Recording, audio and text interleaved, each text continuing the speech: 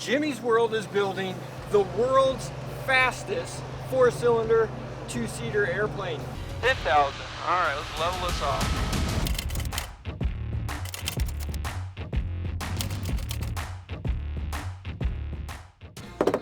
We got some solid data. Now it's time to put some go fast parts on this thing and see how fast we can make it. I did not know that this was in here. Check that out. Can I get a clear prop? Whoa, that's legit. Look at that. I'm gonna sign all kinds of NTSD reports with that bad boy. Woo! Yes, and I know my wife saw Top Gun with me, and now I have a mustache. Don't judge. You guys would do the same thing. Let's get to the real reason we're all here. Go fast parts. Oh yeah. Oh yeah. Rush aircraft on ground, Lycoming. We got some go fast goodies for Cameron. Woo! Let's see what we got inside.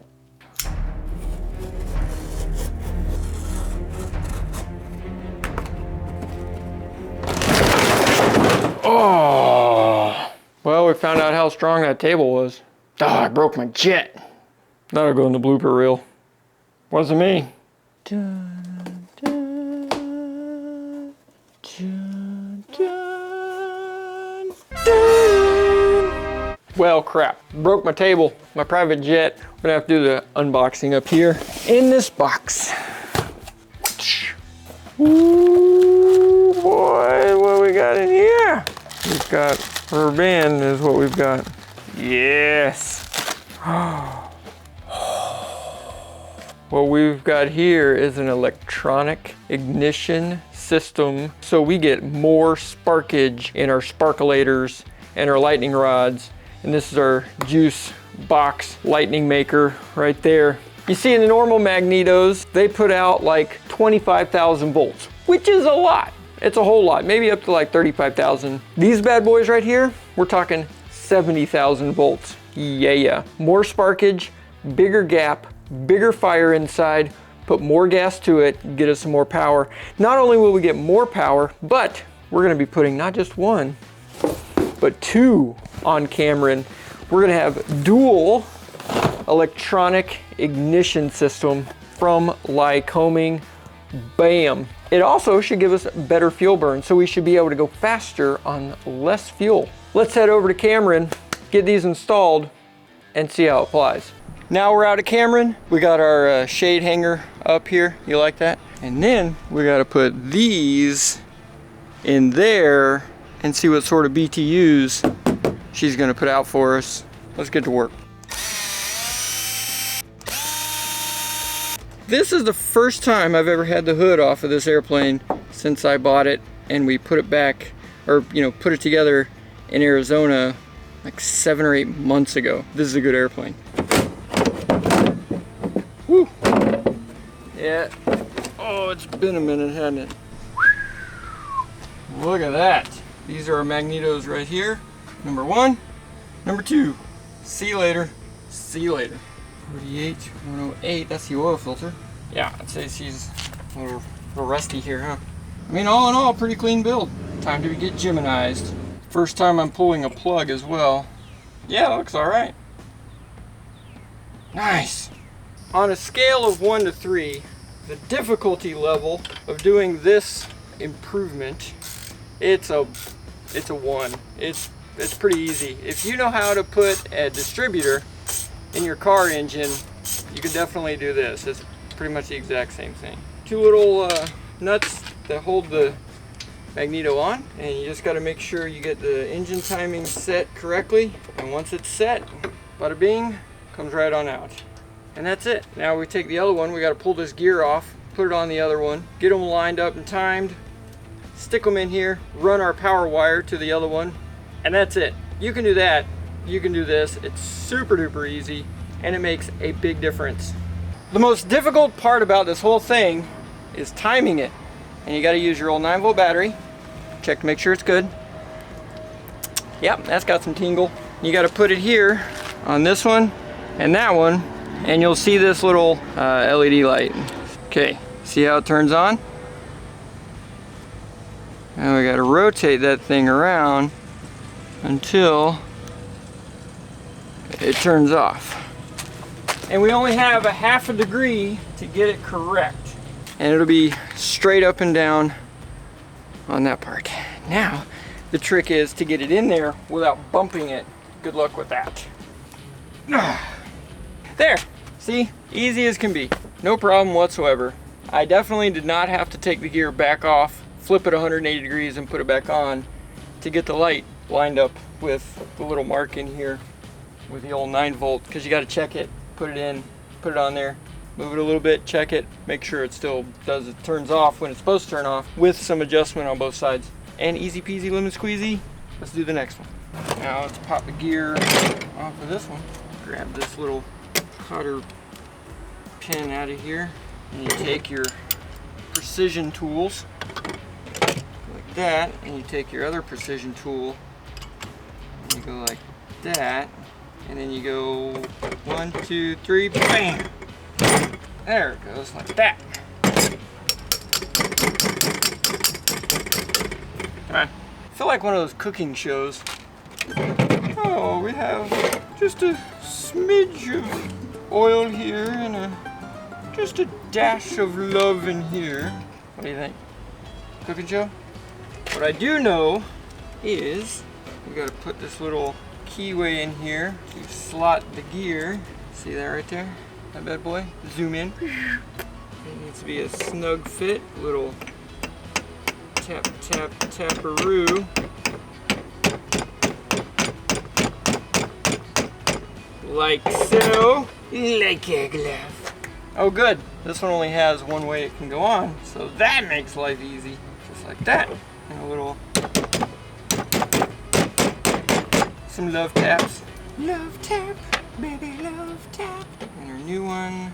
There you go. Yes, like that. We got our torque wrench torquified. Wait for the click. There it is.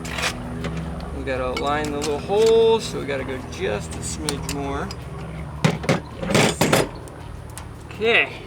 Now the real trick is bending this cotter pin to get it to go down and loop it in like that. Yeah, you take the brand new cotter pin, you kind of give her one of these numbers here. Yes. Boom, like that. And then your most used tool in the toolbox, vice grips. Nice, done. And the side snips, trim that. Divert your eyes.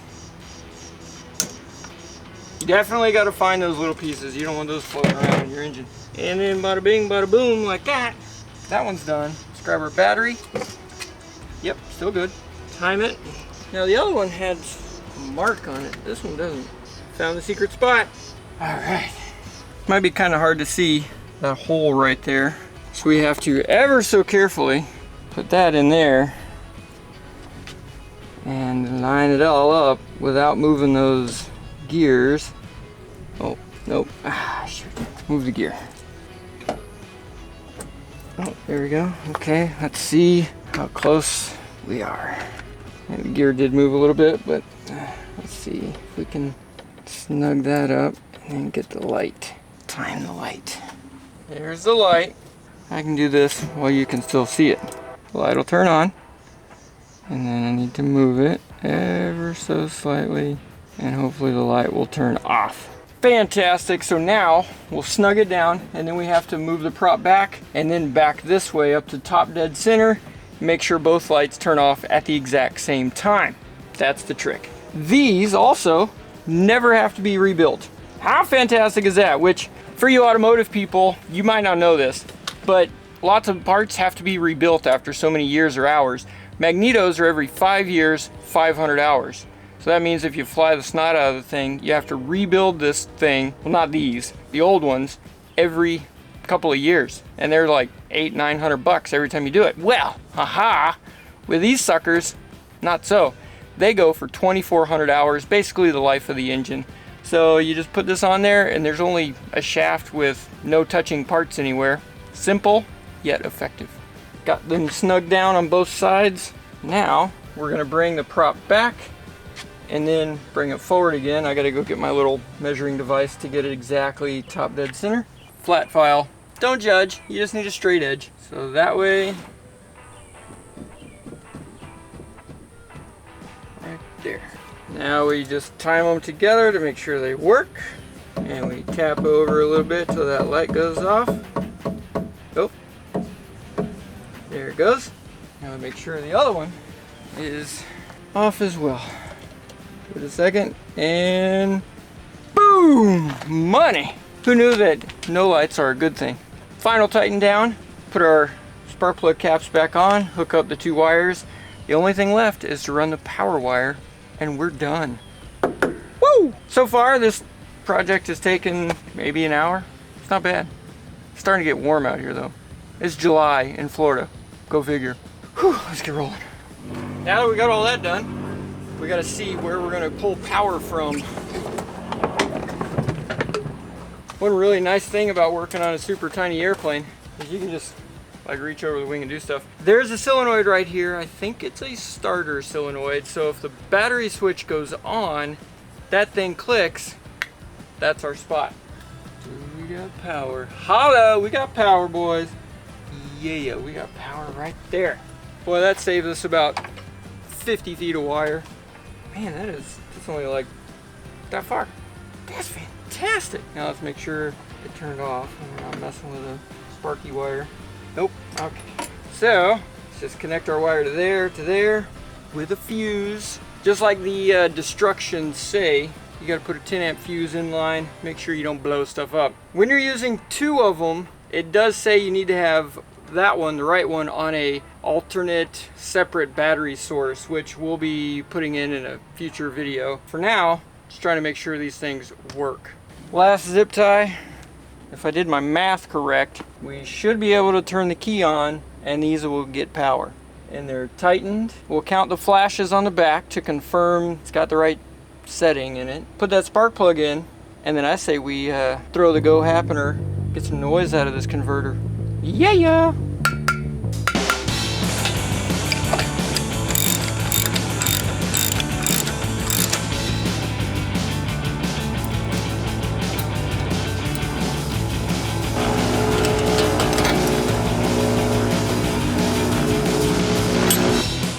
Sweet!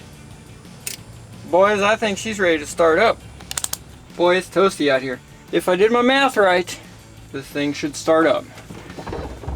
Let's go ahead and climb inside our bakery. A little sauna. Put those seatbelts on. We are still tied down, chalked, and all that good stuff. So, alright, we got brakes. There's power on. Get our boost pump. Pressure up. 1, 2, 3, 4. Okay, here we go. Can I get a clear prop?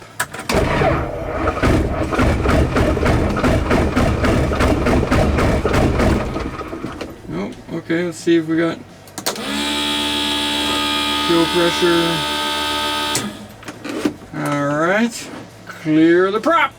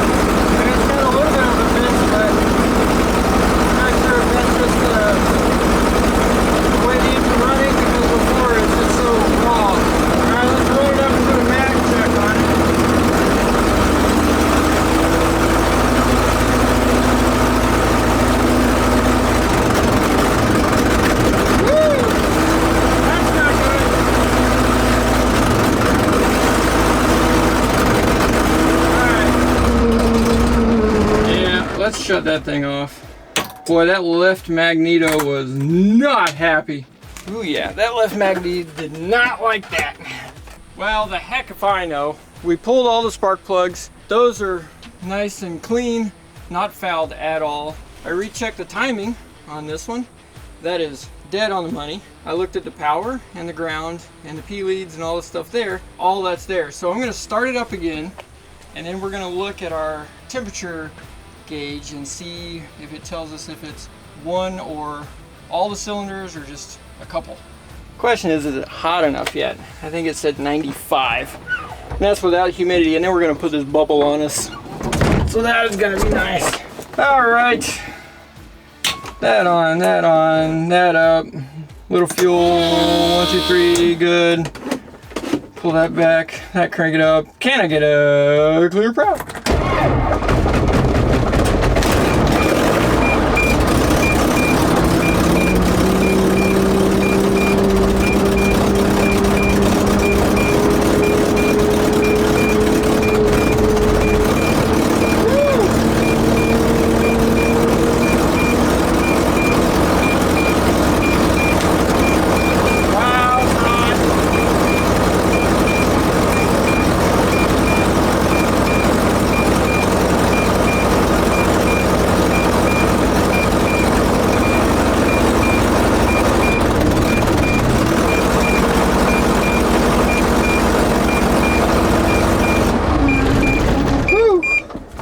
Not working well.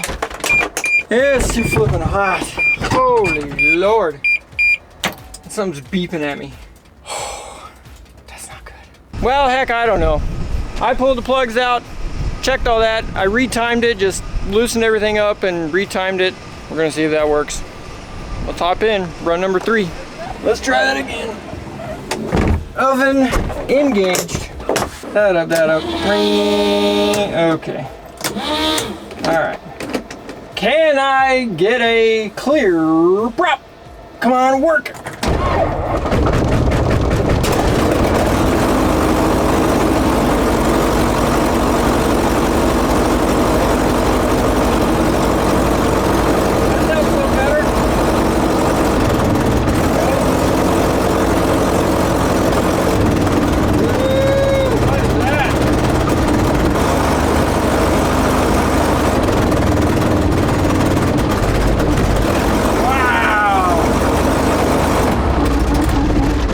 That is horrific. We're gonna take a break for today. I'm about to cook. Morning number 2. I know what the problem was. I didn't have my clear prop shirt on. There you go. We have a plan today. First, we're gonna check some sparklage. Make sure our lightning rods are doing their flashbang. And then we're just gonna go from there.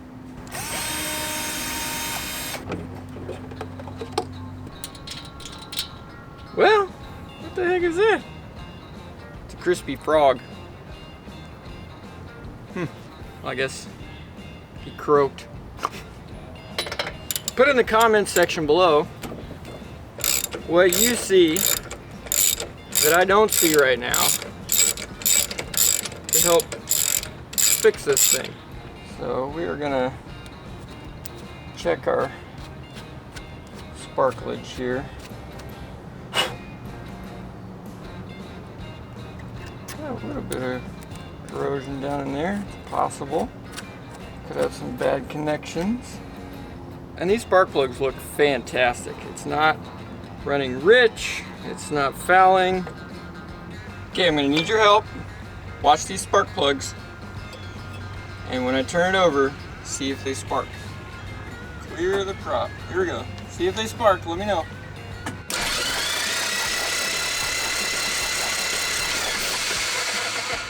Yeah, we're getting a little bit of spark out of it. Okay, now I want you to look at these and let me know if they're sparking. All right, here we go.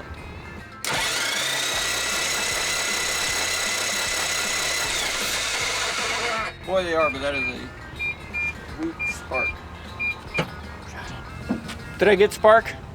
I did. It was a little bit weak on that one. The other thing I was thinking is these leads, because that was the one thing that I did not mess with since I've had it, and I did notice that some of these got a little bit of rust on them, so I'm wondering if there's just a bad connection between the spark plug wire and the spark plug itself. So we got a little bit of emery cloth, That's what we're gonna clean up and then try it again. Oh yeah. This one's got some Hunter Biden happening here. White powder, for those of you that didn't get that joke. Yesterday, I was just so frustrated and hot and tired that some days you just gotta put the tools down, walk away, come back to it the next day. See that right in there? That, I see a little burn mark on it. So we're gonna stick our favorite screwdriver down in there and scratch it a little bit, try to make a better connection. Ha! Ha! Bugs. Florida. Who knew? The other thing we're gonna do is confirm we have top dead center with this little dial indicator. Take that bad boy, stick it down in there, and you rotate the prop until it doesn't rotate anymore. Right there. Top dead center. So I now know 100% this is top dead center, and it is the compression because I stuck my thumb on it and it goes and you know, blows your thumb open.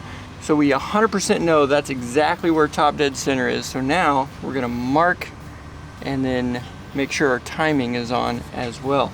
We have checked our spark plugs. We know that they're good. We put them in the machine over there. Lots of spark. We've checked this, checked our timing, confirmed that. Looked at lots of spark out of these. The only thing I know is to hook it all back up, start it up, and see what she tells us this time around. I've used a similar ignition system on other airplanes, and well, two of those, and they went slap bang, boom, and no problem. So I'm a little bit confused on this one. Little kerblunkled, if you will. Fun little tidbit thing for you for airplane engines. Just like Ford and Chevy, they call the number 1 cylinder on a Lycoming the front one up here that's furthest to the front, and on a Continental it's the one in the back. I think it's on this side still, but it's the one in the back. So one's forward, one's backwards. Let's fire this sucker up, see what she's gonna tell us. All right, this time is gonna be different. I can feel it. Can I get a clear prop?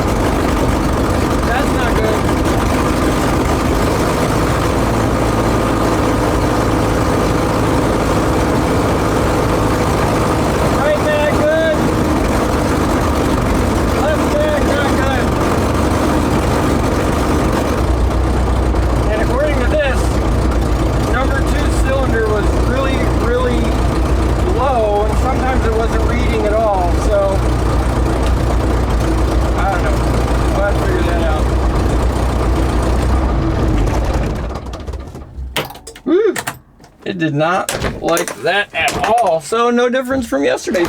Fantastic. Go ahead and just load up the comment section with everything you would try at this point. We've tested all the spark plugs. Those tested good. We've triple, quadrupled, quintupled checked the base timing on the magneto. That's good. Wires, we had them all laid out. Those were all 4 giving us really, really solid good spark. Now what I could do is put the original mag back on it, and then if everything smooths out, then I know it's the actual magneto itself. I think that's what we might do. Swap those mags back over. We've got the old magneto swapped back on there. Double checked everything, got all my tools out. Now let's fire it up and see if it's the magneto or if it's something otherwise. Time to get in the sweat box. Whew. It is definitely getting warm. Warm edge. All right, can I get a clear crop?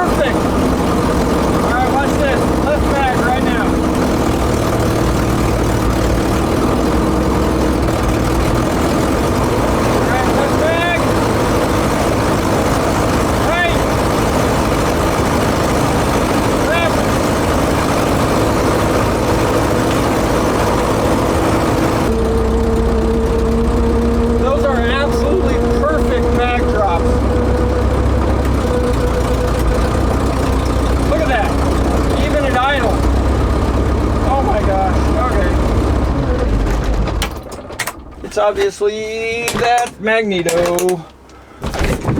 What the heck? Maybe you give old Lycoming a call and say, hey fellers, we got a bad mag, and I'm sure they're really good about swapping things out. So we'll get another one sent, put it on, and then we need to find an airplane to race. Gonna need to get the old interweb fired up and see what we can find.